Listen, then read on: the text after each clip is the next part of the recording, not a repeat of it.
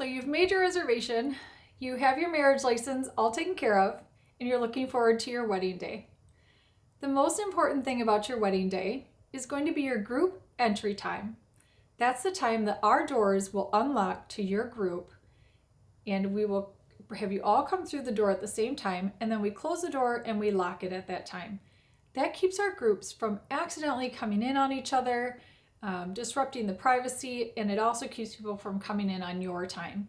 So that door will be locked until the time you were given. If it's cold, windy, raining, if you approach the door before that unlock time, you will just be uncomfortable.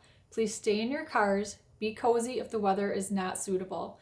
But if it's nice out, please feel free to get out, greet your guests as they arrive, take some pictures under the sign, and then just watch for the doors to come open to your group. We'll bring you all through together, and as soon as that last person's through the door, we'll lock it behind you, making sure that it's always private inside of our chapel. You're going to be having your marriage license in hand. We'll take the two of you and potentially two witnesses into the office while everyone else is having a seat in the chapel. We'll get your witness signatures and collect the remaining balance. We'll ask you some questions about the aisle. How would you like it to happen? Is anybody going to stay standing? Is anybody going to walk you in the aisle? We'll make it look rehearsed so that everybody knows when it's their turn. Once your ceremony is complete, your officiant will record your marriage license with the Columbia County Register of Deeds office. Every county in Wisconsin will have access to that within 3 business days.